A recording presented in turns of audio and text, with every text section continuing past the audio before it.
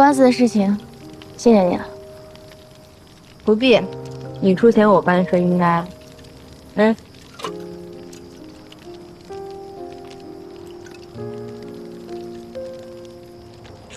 我还挺喜欢你的。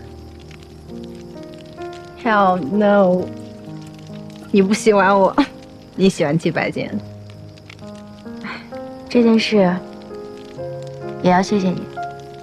如果不是你的话，我们两个还不知道拖多久。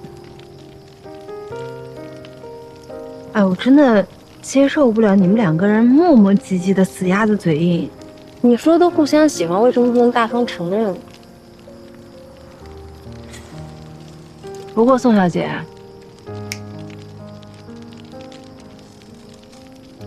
想给你个忠告：猎人往往是以猎物的形式出现。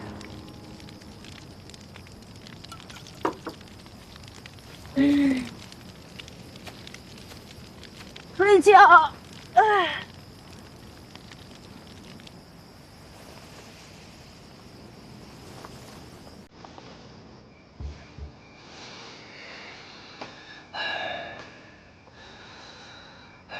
这帐篷有点小啊，是按你身高买的，这根本就躺不下呀。先叫自己买睡袋去，实在不行出去睡。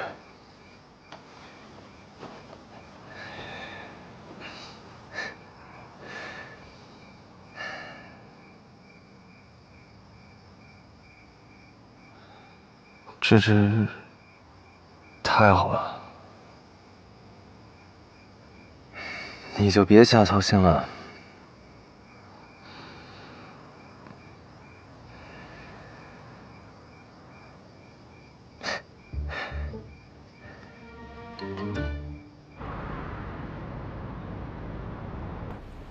宋总，集团的叶总来了，要见你。他怎么来了？小宋总，哈哈哈哈哈！哎呀，叶叔叔，哎，挺好。怎么样啊？你这个新当的总经理感觉如何？一切都挺好的。哎，别站着呀，来坐下聊。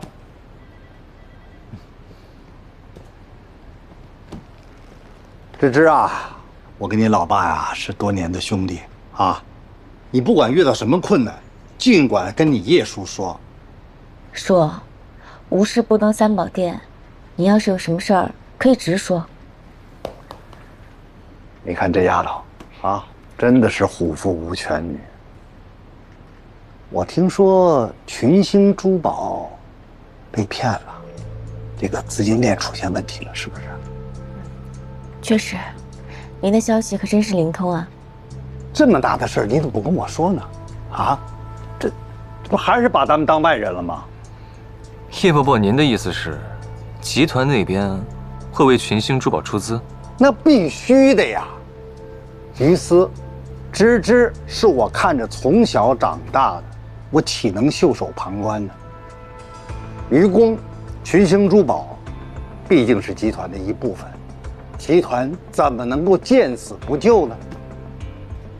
所以刚才我出来之前，我就去财务总监那儿看了，盘了一盘集团的资金。好，这一问才知道，集团现在也是捉襟见肘啊。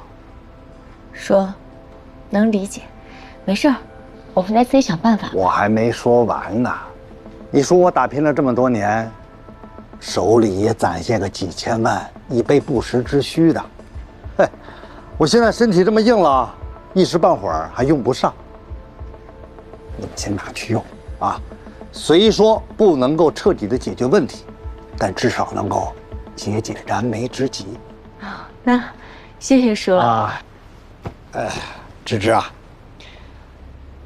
这个叔最近也遇到了一些麻烦事儿，这个集团马上要上市了，你们都知道啊。你那个老爸，迟迟的不肯在股份调整方案上签字，这是上市的这个日子啊，一拖再拖，股东们意见都很大。就算叔求你，去做做你那个老爸的工作啊，让他在调整方案上签个字，集团就要他20%的股份呐，就20%。叶伯伯，宋爸爸不签字，自然有他的苦衷。我们这些做晚辈的，属实也不好说。叔，你刚刚说了，那钱可是你应急的钱，我要是真拿了，可太不懂事儿了。你们想过吗？这一旦资金链断了，对集团和企业是多么大的危害呀！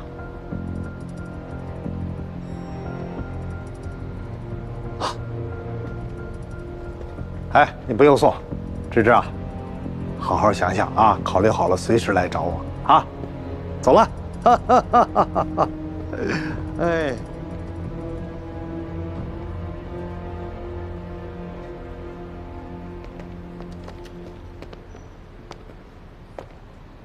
叶董，这姑娘和她爸一样啊，一个倔劲儿。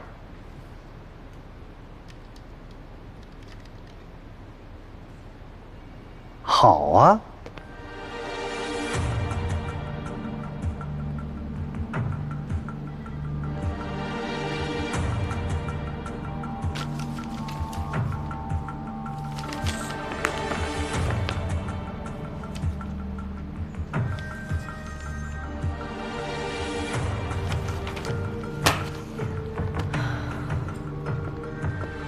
芝芝，我们约见的职业投资人到了，走吧。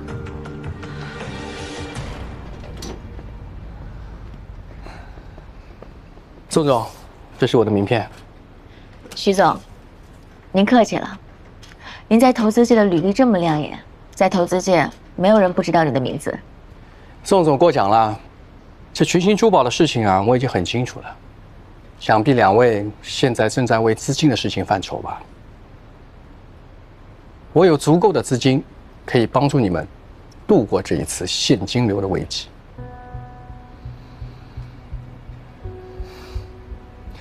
徐总特地过来帮忙，想必是有什么条件吧？这次帮助群星，我希望两位可以给我15%公司的股权。为了表示诚意，我已经提前拟好了投资协议，两位看一下吧。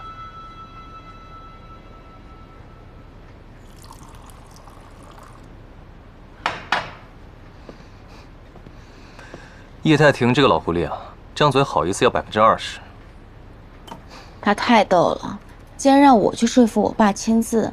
他以为我忘了他在医院里跟我爸那个聊天了吗？这么对比下来，徐鹏飞的条件相对合理一些。现在集团的资金吃紧，如果我们找不到其他的投资人，那徐鹏飞就是群星唯一的希望。还好我们留了些余地，等到财务和投资部门的分析报告出来，我们再做决定。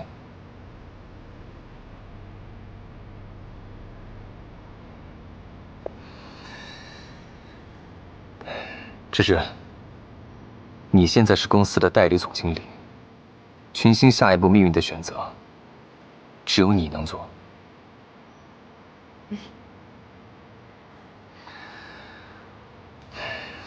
我知道你的担忧，可他就算拿走15%的股份，他依然不是最大的股东，他没有核心控制权。我们现在也没有谈判的筹码，所以哪怕是贼船，我们也只能赌一把。我们不能让自己先溺死在海里。比起把这股份给叶太婷，我更愿意赌一把。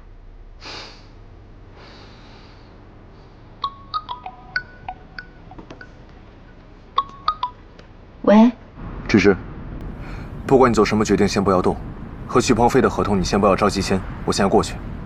我已经在路上了。哦，好。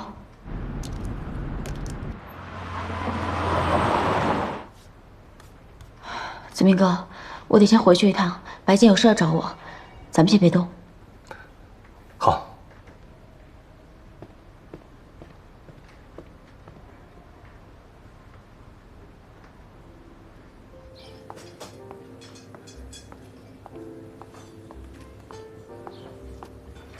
你看这个，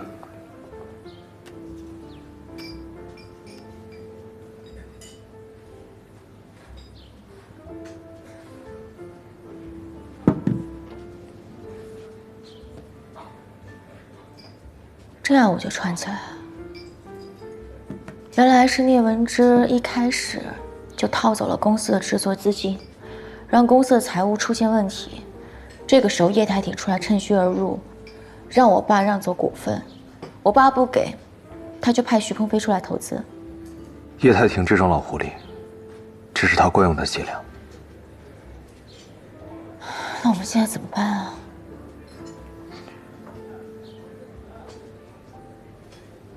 我问了季红财务那边，他们还在开会讨论。没关系的，我们可以解决的。这么多年，大风大浪我们都经历过了。我爸说他有一个办法，可能会帮到你们。他的意思是，季红集团和群星珠宝联合成立一个基金，以基金的名义去投雀凤系列，解决资金问题。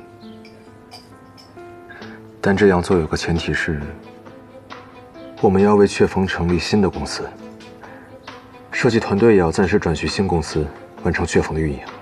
我觉得这个办法是能解决问题的，但是我觉得我爸不会同意的，因为毕竟群星珠宝是他的心血。我明白。先问问宋叔的意见吧，看他怎么想。嗯。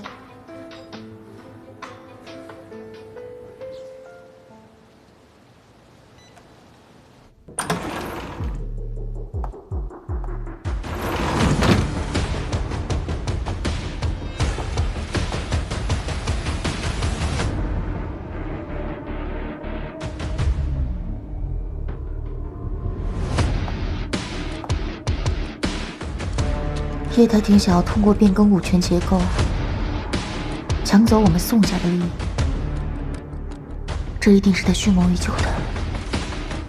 他找了徐鹏飞出面假意投资群星珠宝，实则企图控制公司。难道一直以来的幕后黑手就是他？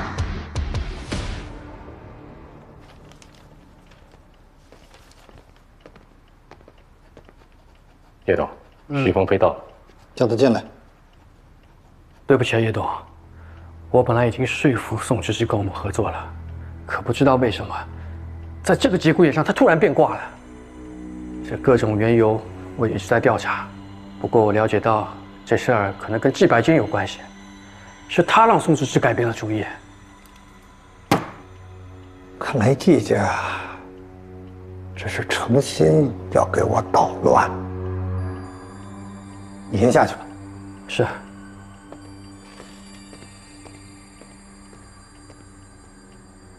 叶董，我有个事儿跟您汇报一下。说。我之前查到，季白坚特意跑到意大利去调查原石的事情，看来他们不是针对咱们，摆明了是怀疑宋山呢。但是这件事儿一直没有摆到明面上。说明他们的疑心一直存在。依我看，有可能季家对他们这桩婚事的态度，并不是我们想的那么简单。看来，这要牵出那件陈年旧案了。深海之瞳，在当年获得了社稷大奖，那可真是好评如潮，订单如云呐。我们都认为，大福珠宝可以借此机会迈上一个新的台阶了。可谁成想，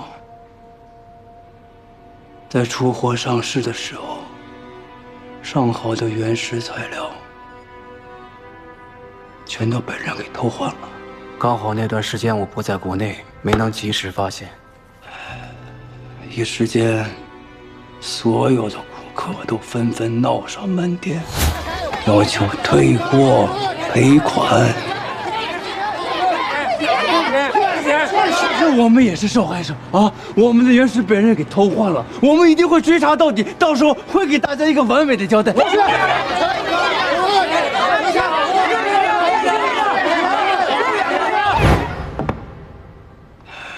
从此，大福珠宝声誉尽毁，资金链也全部断裂。你母亲一蹶不振，陷入抑郁，直到老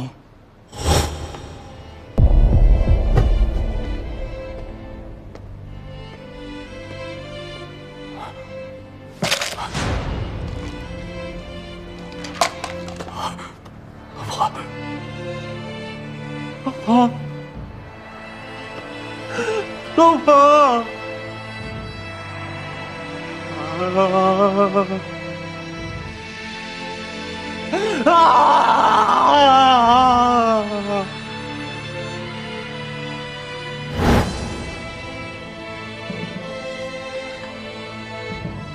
可就在这个时候，宋山的群星珠宝却是蒸蒸日上，迅速取代了大福珠宝。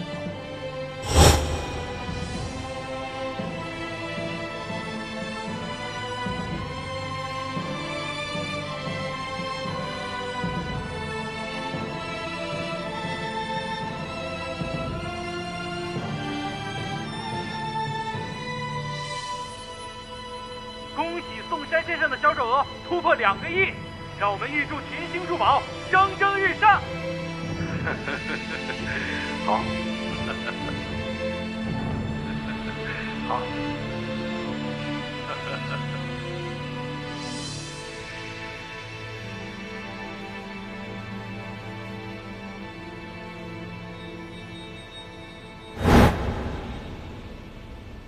这么多年，我一直都在调查，当年的既得利益者是宋山，所以我现在最怀疑的人自然也是他。可这个老狐狸，这么多年了都没有让我抓到一丁点儿的把柄，直到那批丢失的原石在他家被找到，露出了狐狸尾巴。可我也去国外调查了，当年提走那批原石的并不是他宋山。孩子，咱们季家的原石放在他宋家的仓库里，一放就是10几年。你最好清醒一点啊！我和宋山之间，那可是杀妻之仇，不共戴天。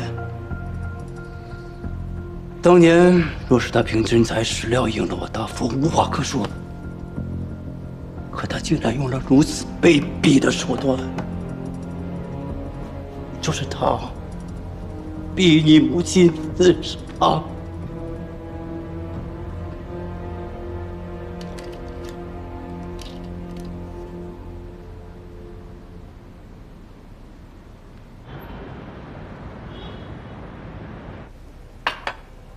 爸，子明哥，白洁说，季红集团可以施以援手，你们觉得怎么样啊？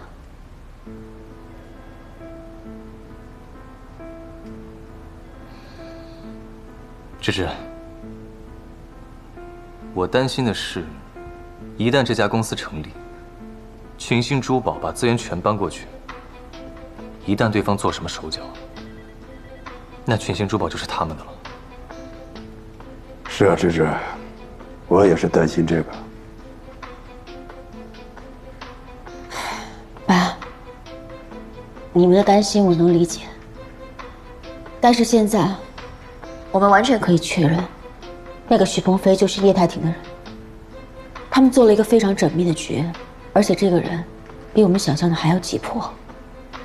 如果我们拒绝了许鹏飞，那他们一定不肯善罢甘休，接下来会给我们造成更大的阻碍。可是我们眼下已经没有办法再跟叶太庭耗下去了。如果资金的问题再不解决，那群星珠宝接下来会面临的就是财物的收紧、裁员、节流。一步步走向更大的危机。你说的这些，我也都知道。可是把公司交给季家，我实在是不放心呐。要不这样，咱们再找找，看看有没有其他的资金愿意出手帮忙，给到的权益都可以再商量嘛。我还有个事儿要处理，这件事儿，咱们都再想想。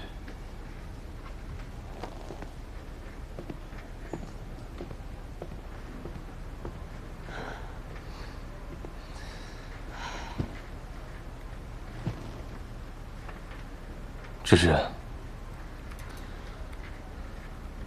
你为什么这么相信季白坚？相信只是一方面，最关键的是，我们没有其他更好的选择了。我们现在不谈工作，只谈情感。我想劝你，感情是盲目的，它会蒙蔽人的双眼。今天季白坚有个纠缠不清的前女友，他的好兄弟殷勤也是百花丛中过的花花公子。坦白来说，我不认为他适合你。子明哥，你值得最好的爱情，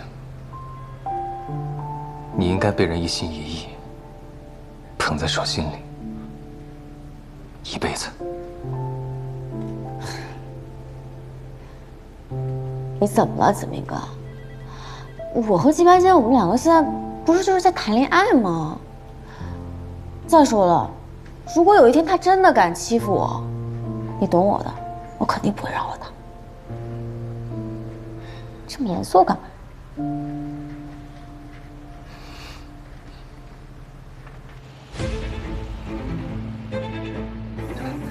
张总，你要不要再考虑一下？群星珠宝不会让你失望的。不好意思，我们下次再合作。好吧。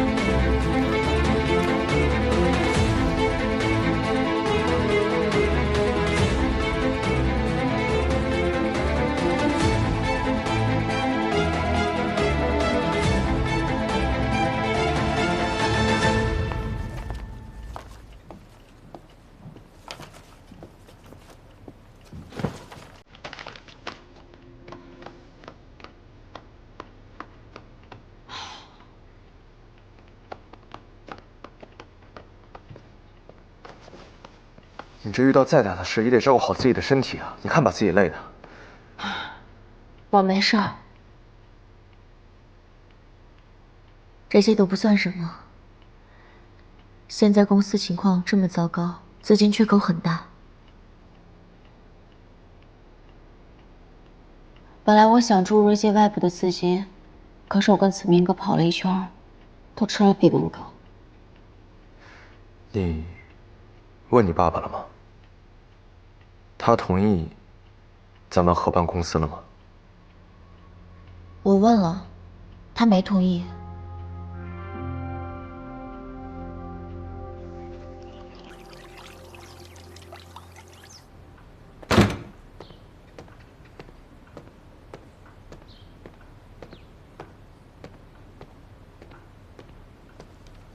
建立新公司，宋山那边是什么态度啊？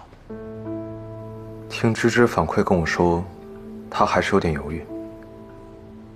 看来他还是对我有所提防。猜到了。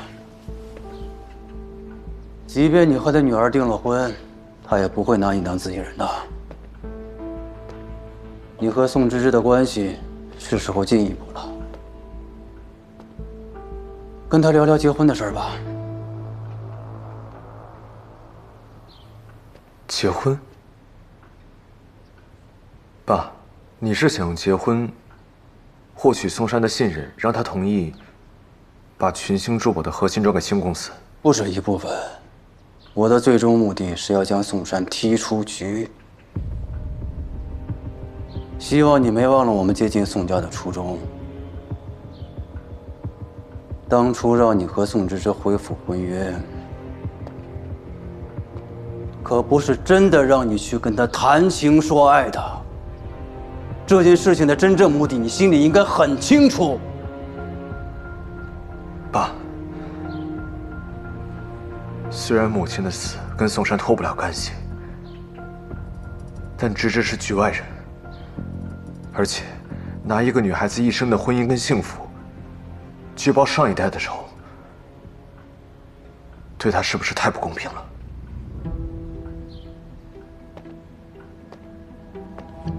不公平？那咱们一家人是怎么一步步走到今天的啊？这一切对于咱们季家来说就公平吗？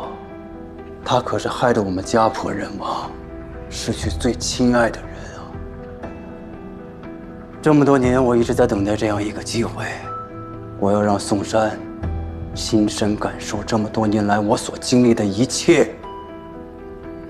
是爸，你的感受我能理解，但是一代人有一代人自己的命运，我们不能。够了，季白仙，你给我听好了，现在是复仇的绝佳时机，我不会放手的。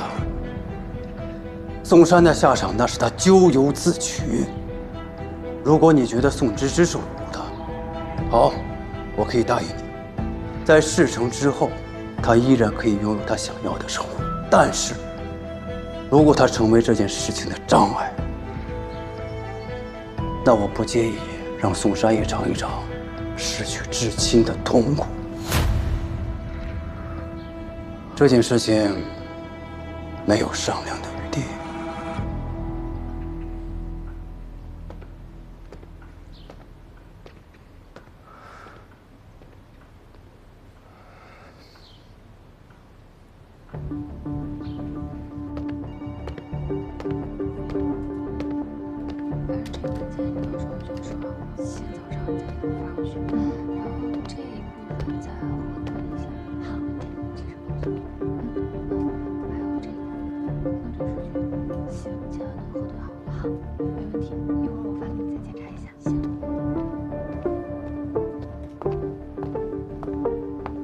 季叔叔，您来了呀？芝芝，叔叔过来就是想请你吃个饭。哦，白坚呢？不用等他，我先接你过去，他一会儿就到。好。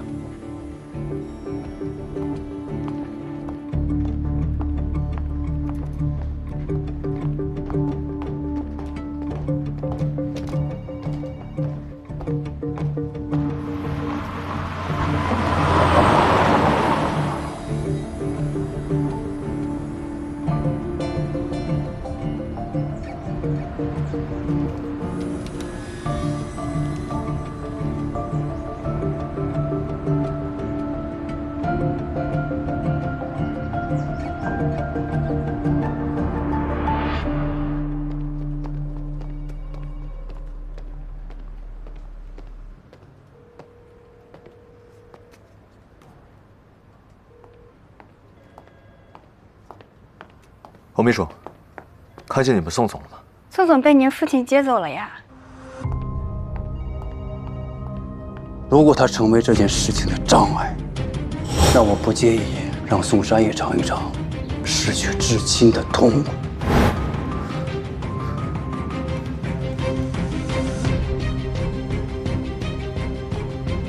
小季总，有什么事儿吗？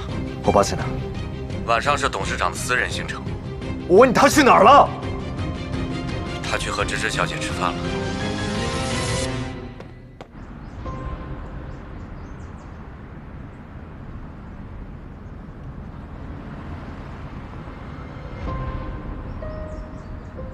季叔叔，你怎么还看这种纸质的报纸啊？现在大家都用手机看新闻了。不习惯。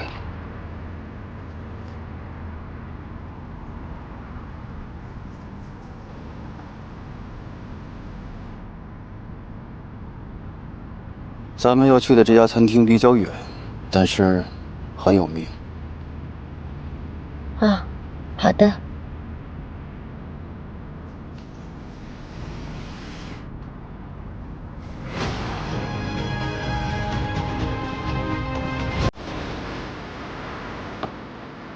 好，所拨打的电话暂时无人接听。